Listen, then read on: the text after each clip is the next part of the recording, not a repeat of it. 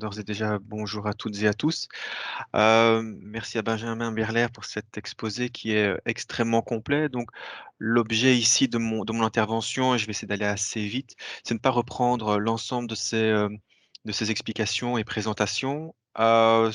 L'objet est plutôt de voir concrètement la conséquence, justement, au quotidien des éléments qui ont été proposés par Benjamin Berler. Vous pouvez passer à la dia suivante d'ores et déjà. Voilà, alors concrètement, quelles sont les grandes modifications auxquelles vous allez être confrontés à partir du 1er janvier 2022? Je ne fais que ici, reprendre les propos de Benjamin, mais concrètement, ça signifie quoi? Donc, il l'a d'ores et déjà expliqué en préambule, il y a la disparition du, passeport APE. Alors, la disparition du passeport APE se concrétise par le fait que vous allez avoir un recours à une base de données, qui est située sur le site du Forem, qui existe d'ores et déjà aujourd'hui et cette base de données prend la forme d'un calculateur en ligne. Probablement que certains d'entre vous le connaissent déjà, c'est le calculateur en ligne pour les, mesures impulsion. Donc si vous engagez un travailleur en impulsion, vous pouvez, vous assurer de son éligibilité à cette aide via, un calculateur en ligne. Ce calculateur en ligne est logé dans des espaces personnels propres à chaque employeur et à chaque demandeur d'emploi, en l'occurrence ici aussi. J'y reviendrai d'ici quelques instants. Mais donc à partir du moment où vous souhaitez engager un travailleur, soit en impulsion et à partir du 1er janvier 2022 sous le statut APE, il sera nécessaire d'aller vérifier à la veille de l'engagement de celui-ci, via son numéro de registre national, s'il est effectivement bien à la veille de l'engagement, heu, demandeur d'emploi, inoccupé ou assimilé. Donc ça signifie, ici 2 éléments importants que Benjamin Birler a expliqués. Ce sont 2 fondamentaux de 2 principes de la réforme. À la fois, il y a le principe de simplification et là, je pense que vous allez pouvoir l'apprécier durant, les, quelques slides que je vais vous, présenter. Mais aussi, il s'agit encore d'une aide à l'emploi. Elle est sacralisée comme aide à l'emploi, à la fois au départ par la déclaration de politique régionale, mais aussi au niveau, du décret et de l'arrêté d'exécution qui est en train d'être pris, qui, précise bien toutes les modalités qui sont en lien avec, la notion d'aide à l'emploi. Donc ici, on est dans cette version d'aide à l'embauche, donc il s'agit bien ici d'occuper des travailleurs, enfin des demandeurs d'emploi inoccupés à la veille de l'engagement. Donc disparition du passeport APE, il n'y aura plus lieu que, le demandeur d'emploi que vous souhaitez engager soit porteur de ce passeport, vous serez, vous, amené à devoir vous renseigner sur le site du Forum pour savoir si, le travailleur envisagé est bien dans les conditions pour rentrer dans le dispositif APE. Deuxième principe de simplification, donc, tous les mois actuellement, si vous faites partie du secteur privé non marchand ou tous les trimestres si vous êtes plutôt du secteur, public, vous introduisez des états de prestation. Ces états de prestation sont introduits, pour la mi du mois qui suit le mois de référence, donc pour le 15 février quand il s'agit des prestations du mois de janvier. C'est sur la base de ces prestations dans lesquelles vous indiquez, par exemple, les rémunérations, soumises à ONSS que vous avez, pris en compte dans le salaire du travailleur, eh bien, ces états de prestation n'auront plus lieu d'être. Comme l'a précisé une fois encore Benjamin Birler, il n'y aura plus de référence aux prestations, du travailleur. On y reviendra et donc tous les mois, vous ne devez plus, introduire ces aides prestations. La dernière fois que vous devrez le faire, ce sera le 15 janvier 2022, mais pour la, liquidation de la subvention de référence de décembre 2021. Quel sera le déclencheur dès lors de la liquidation de la subvention? Donc comme il vous l'a déjà été expliqué, c'est une subvention qui sera liquidée en 4 tranches par anticipation au, 25, du premier mois du trimestre concerné, donc le 25 janvier, le 25 avril, le 25 juillet et le 25 octobre, toujours en anticipation du trimestre concerné. Quel sera le déclencheur? Il n'y en aura pas. C'est-à-dire que le déclencheur de la subvention sera le fait que, c'était, je dirais, dans les 1er slide de Benjamin Birler, c'est à partir du moment où vous êtes dans la notification d'une décision d'octroi de la subvention, donc une seule et unique, décision d'octroi. Dans cette décision d'octroi, si vous vous souvenez, il y avait le rappel, en tout cas, il y avait le principe de la subvention, dont vous serez bénéficiaire, mais aussi les obligations en termes de volume global de l'emploi et le volume pérennisé. Eh bien, à partir du moment où vous recevez cette décision qui vous parviendra fin décembre, elle vous sera notifiée et en fait, rien que le fait d'être titulaire de cette, notification de décision fera en sorte que, automatiquement, je dis bien automatiquement, la subvention sera liquidée 4 fois par an, en janvier, en avril, au mois de juillet et au mois d'octobre. Le forum devient donc bien votre seul interlocuteur. Il n'aura plus lieu d'introduire des demandes de nouvelles décisions, ou les rapports d'activité auprès de l'administration du SPW au niveau de la région wallonne. Ce sera bien auprès du forum que les décisions, seront gérées, aussi les rapports d'activité auprès desquels vous devrez les introduire. Fin des points PE, fin des réductions de cotisations sociales. J'y reviendrai tout à la fin, concernant les relations qu'il y aura lieu d'avoir au niveau de l'ONSS. Cependant, la subvention, sera calculée, sur la base du forfait que vous a expliqué, Benjamin Birler. Donc l'augmentation du volume, de de travailleurs pérennisés, ne va pas augmenter l'enveloppe de la subvention. Contrairement aujourd'hui où, plus vous engagez le travailleur sur statut APE, plus la référence aux réductions de cotisations sociales va augmenter évidemment. Donc ici, il s'agira bien d'une enveloppe fermée de, subventions, que vous recevrez. Et puis, en termes de facilité et de simplification administrative, il y aura la disparition de la notion de fonction. Vous pouvez se passer au slide suivant. Alors, si maintenant on devait schématiser, la gestion de ce qui est attendu, par rapport à vous au niveau de la gestion de la mesure, on peut considérer qu'il y a 3 blocs. Le premier bloc, et vous le verrez, Benjamin vous a parlé de la liste des travailleurs APE et donc comment ceci va-t-il être géré? À partir du 1er janvier 2022, nous allons, heu, nous allons mettre en ligne la liste des travailleurs APE qui sont renseignés chez vous. Donc actuellement, nous avons, nous, la liste des travailleurs que vous renseignez mensuellement ou trimestriellement. Cette liste sera est donc systématiquement mise à jour et au 1er janvier 2022, nous allons pousser dans votre, espace personnel la liste des travailleurs APE tels que nous les connaissons au 31 décembre 2021. À partir du 1er janvier 2022, votre obligation principale sera de maintenir à jour cette liste. Par principe de modification de contrat, par entrée, par sortie. Donc par entrée et par sortie, ça signifie, bah, voilà, un CDD qui se termine, un contrat de remplacement qui se termine, un nouveau travailleur qui est engagé. Vous devrez, renseigner ce travailleur que vous déclarez en APE évidemment, vous devrez le renseigner, dans cette liste. Donc une fois encore, la notion d'aide à l'emploi ici trouve à se concrétiser par le fait que vous devrez vous assurer que le travailleur que vous installez, que vous imputez dans cette liste, soit bien un à la veille, soit bien un demandeur d'emploi inoccupé à la veille de l'engagement. Et comment vous vous en assurez? Vous vous rendez en fait sur votre, espace personnel, j'y reviens tout de suite, et là vous allez interroger le calculateur pour vous assurer qu'à la veille, le demandeur d'emploi est bien, inoccupé.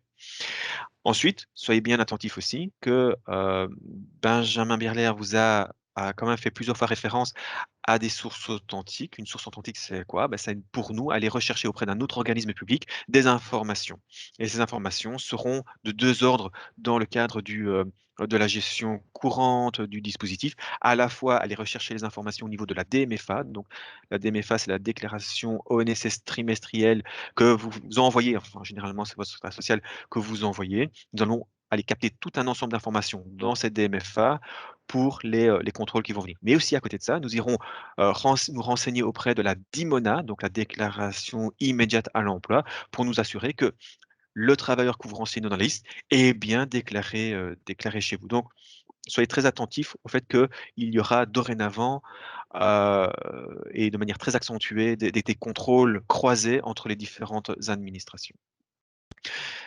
La grande flèche bleue, c'est vraiment votre gestion courante. Donc cela remplace bien les états de prestation que vous devez introduire, mensuellement.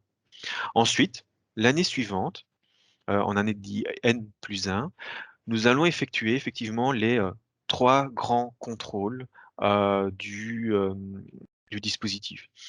Et c'est en ça que, on y retrouve une deuxième dimension du fait qu'il s'agit toujours bien d'une aide à l'emploi, c'est le maintien à l'emploi. Alors, le contrôle du volume de l'emploi pérennisé, c'est bien les travailleurs APE, c'est bien les travailleurs qu'on va retrouver sur cette liste. Donc, dans la décision de notification d'octroi de la subvention, Benjamin vous a parlé des équivalents temps plein pérennisés.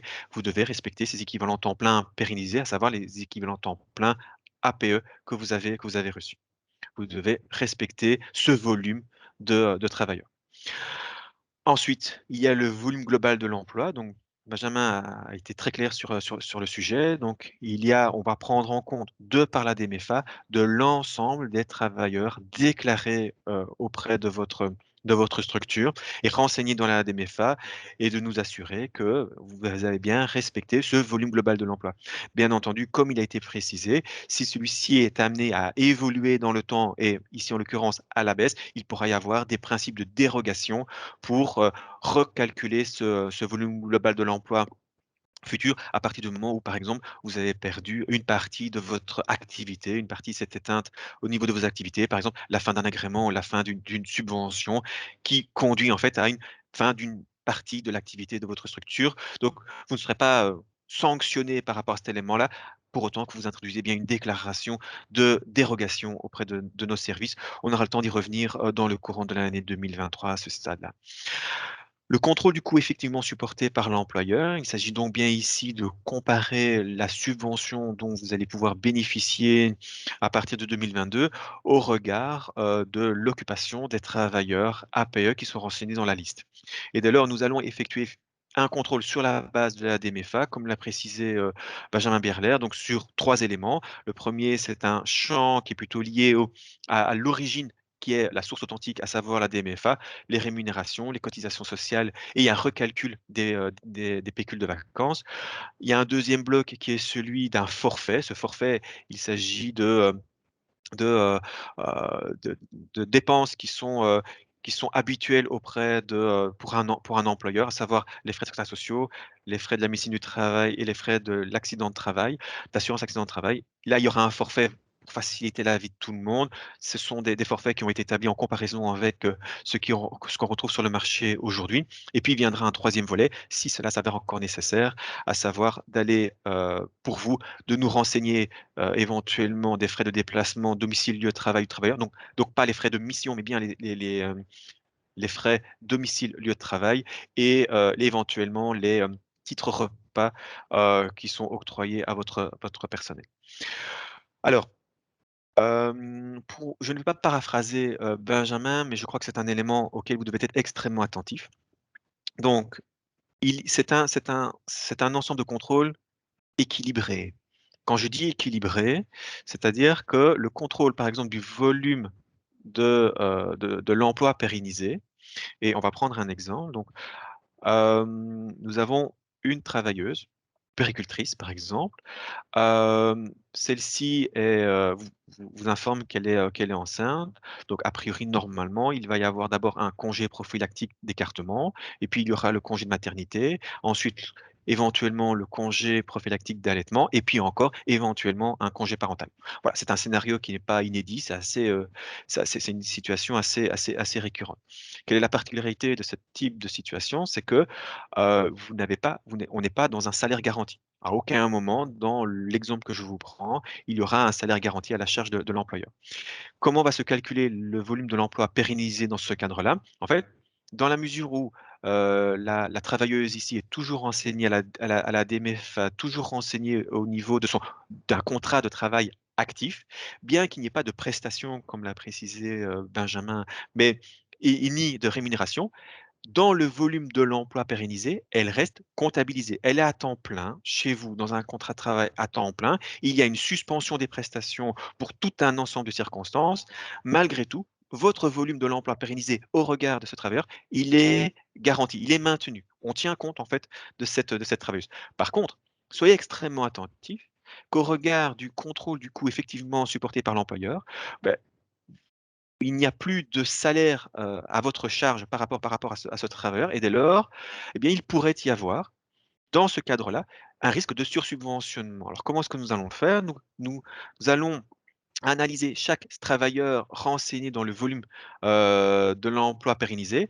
Nous allons faire la somme totale du coût que vous supportez pour l'ensemble des travailleurs remplis sur la liste de l'emploi pérennisé et on la met au regard de la subvention que vous avez, perçue pour l'ensemble de ces travailleurs et si la subvention est supérieure à l'ensemble du coût supporté par l'employeur pour les travailleurs rappelés, alors il y aura un risque de, récupération d'indus si vous n'êtes pas en mesure de pouvoir justifier des montants complémentaires. Donc, soyez extrêmement attentifs dans cet équilibre.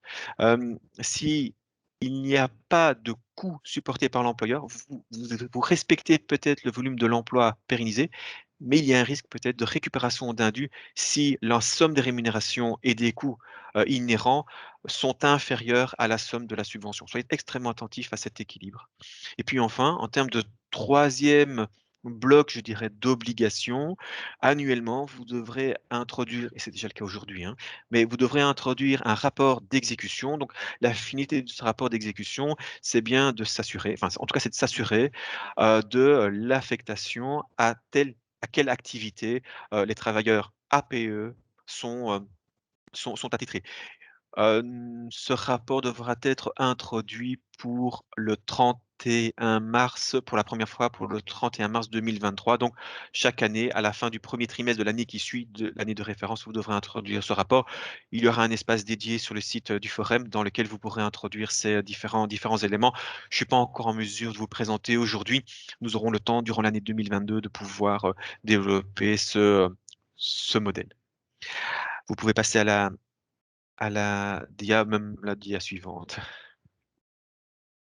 Voilà, alors en termes d'échéancier en cours, aujourd'hui, il y a clairement 4 moments, de communication et d'échange, que le forum va ou a avec vous. Alors a eu aussi déjà, donc vous avez dû recevoir en janvier 2021 un courrier, vous annonçant d'ores et déjà et vous confirmant, la réforme telle qu'elle arrive.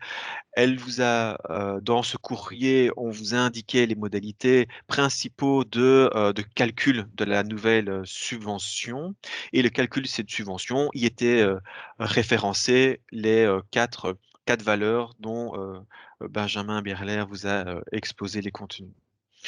À partir de ce courrier, vous avez eu donc l'occasion sur le site du forum avec je vais essayer de couper mon GSM parce qu'en même temps j'entends toutes les, notifications de vos interpellations sur Teams et c'est vrai que c'est assez perturbant. Donc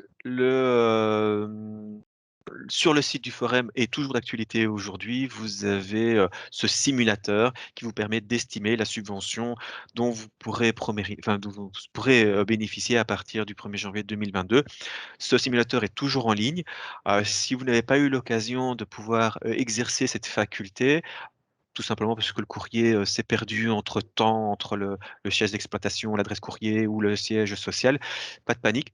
Vous pouvez toujours, prendre contact avec, le forum via la boîte, email reform.ape@forum.be.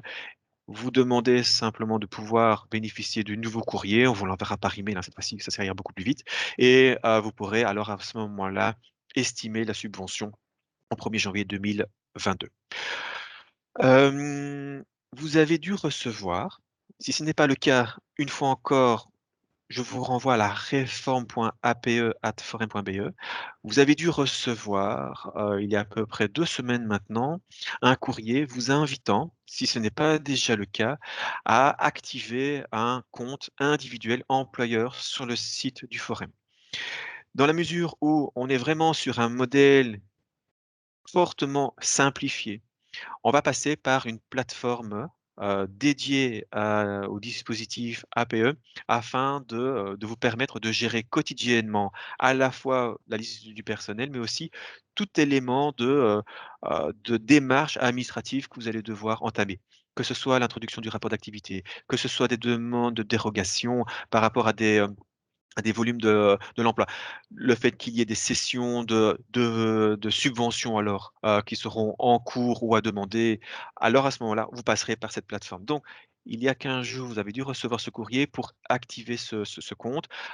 Si ce n'est pas le cas, si ça ne vous dit absolument rien, renseignez-vous près de votre service administratif et sinon prenez contact avec le forum via cette adresse mail reformat.be pour qu'on vous refasse parvenir ce courrier parce que ce courrier contient des informations qui vous sont propres et ces informations qui vous est propre, c'est un identifiant, qui vous permet de vous authentifier auprès du forum pour avoir accès à cette plateforme APE.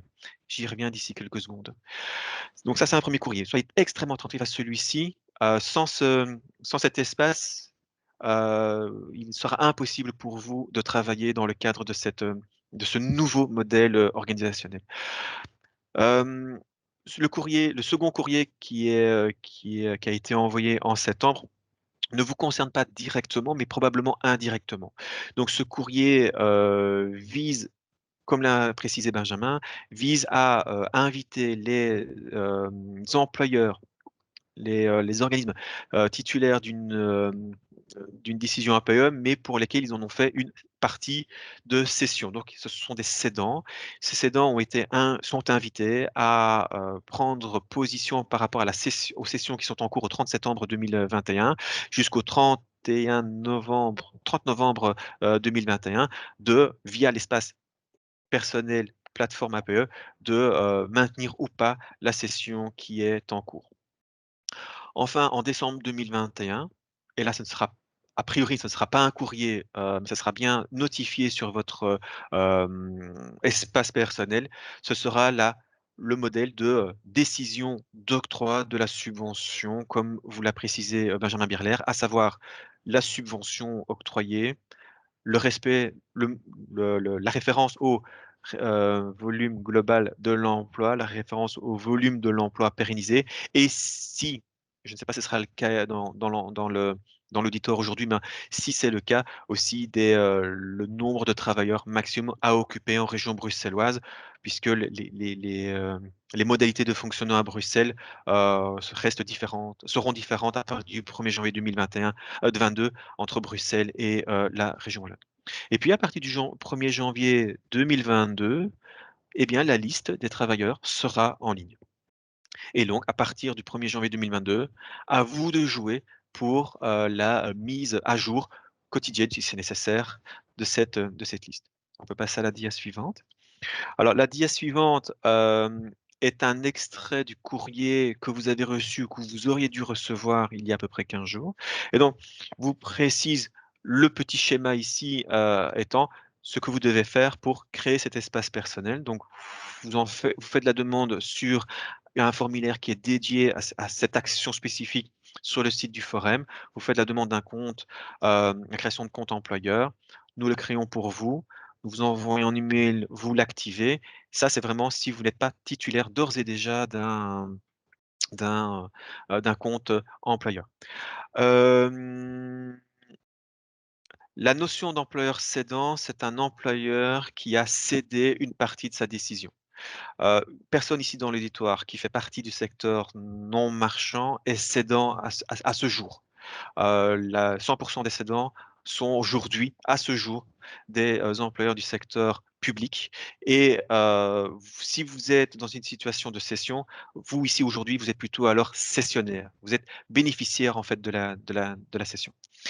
Voilà, ça c'était pour la parenthèse que je viens de voir passer. Donc ensuite, dans l'espace personnel employeur, une fois que vous êtes logué, alors il va se faire que, vous allez avoir donc vous vous loguez, vous avez une deuxième étape à franchir. Sur la base du courrier qu'on vous a envoyé, vous avez un identifiant unique pour vous permettre de vous connecter à l'espace spécifique, à la plateforme spécifique de gestion du dispositif APE.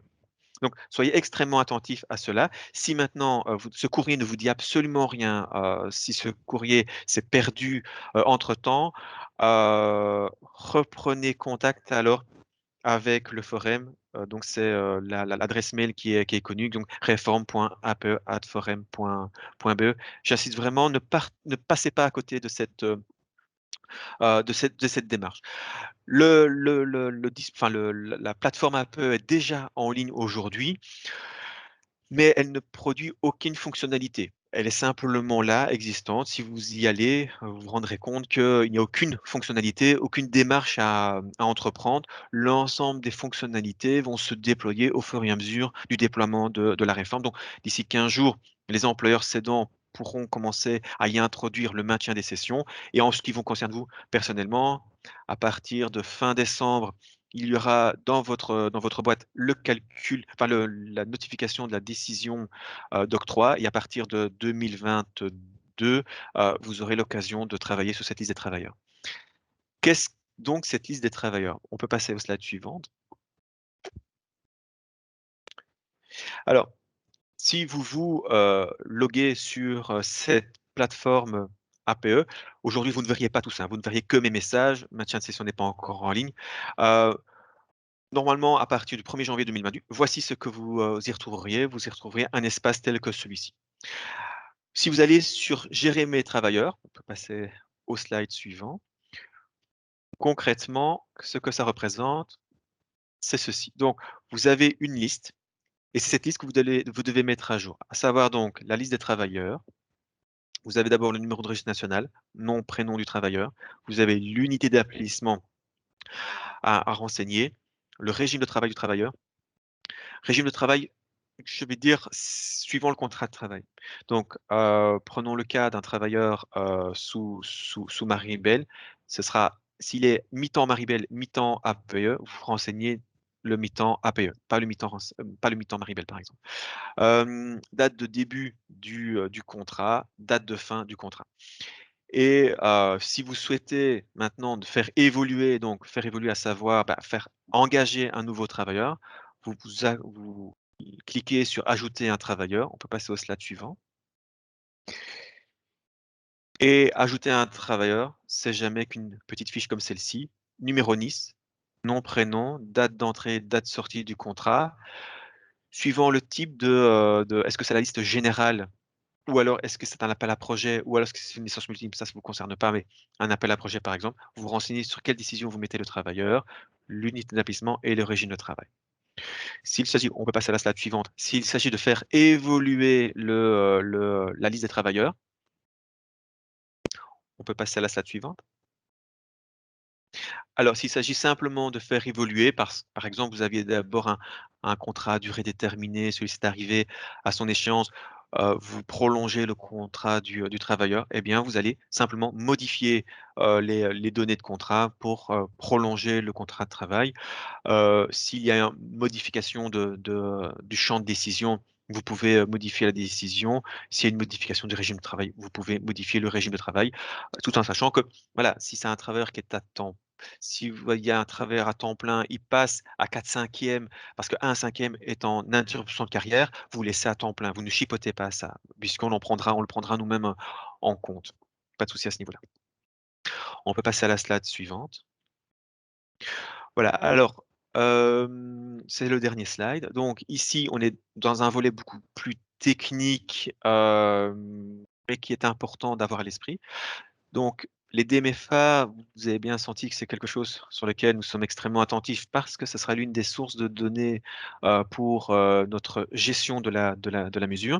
C'est votre secrétaire social, hein, qui gère ça, mais il faut savoir que, bien qu'il n'y aura plus de réduction de cotisations sociales calculée par le fait que nous avons un travailleur qui est déclaré comme contractuel subventionné, comme travailleur APE, bien qu'il n'y ait plus cette réduction de cotisation sociale, il y a lieu de maintenir les codes, de contractuels subventionnés. Donc un travailleur qui est APE, il devra continuer à être déclaré comme travailleur APE sur la DMFA. Vos secrétaires sociaux sont globalement au courant. Nous sommes en contact avec eux assez régulièrement. J'ai une présentation avec eux ce lundi, avec l'Union des secrétaires sociaux, avec plusieurs aussi fournisseurs d'applicatifs et de solutions RH. Et toutes ces informations leur ont déjà été euh, données. Avec quand même le fait qu'il y ait, qu'on soit toujours dans un contrat, dans une notion de contractuel subventionné déclaré comme tel à l'ONSS, il y a toujours des dérogations à des cotisations ONSL qui sont maintenues.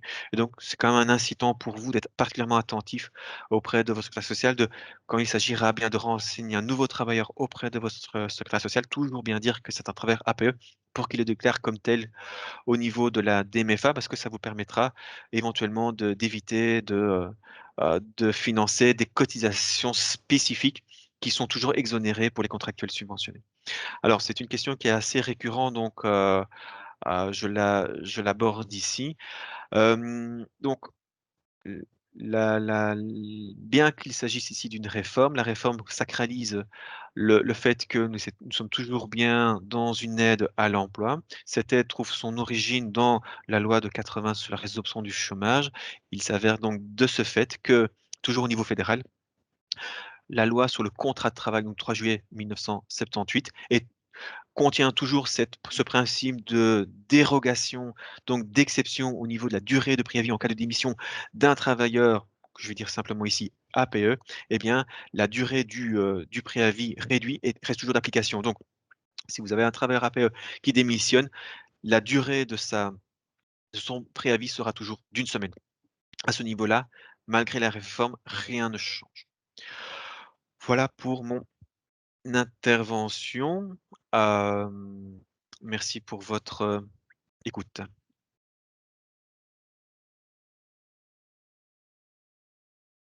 Au niveau des questions que j'ai reçues, est-ce normal qu'il y ait un délai entre la demande de compte et le lien d'activation? Oui, en fait, ce sont des équipes chez nous qui sont amenées à activer l'ensemble des comptes pour lesquels vous faites une demande en ligne et vous allez recevoir dans les prochains jours l'activation du lien. Comment les différents forfaits, frais annexes pour contrôle coût et taux d'occupation moyen du secteur, taux moyen, donc ça sera plutôt pour Benjamin. Mais par contre, comment les différents frais seront communiqués aux employeurs? Alors, en fait, ce sera bien par l'espace personnel. Donc, à partir du 30 juin 2023, ce sera pour la première fois. Nous allons travailler sur un principe d'alerteur. Cet alerteur aura pour objet d'attirer l'attention de l'employeur sur le fait que soit le VGE n'est pas respecté au regard de la référence, soit il y a un contrôle de coût effectivement supporté par l'employeur qui se résume à un solde négatif au niveau de l'employeur, à savoir que la subvention est supérieure au coût renseigné. À ce niveau-là, nous notifierons aux employeurs la situation. On retrouvera dans cette notification les différents éléments qui ont été pris en compte par travailleur alors, parce que c'est bien par travailleur que l'employeur aura l'occasion de corriger éventuellement ou de compléter la situation. Et donc, c'est via l'espace personnel que vous aurez accès à l'ensemble de ces informations.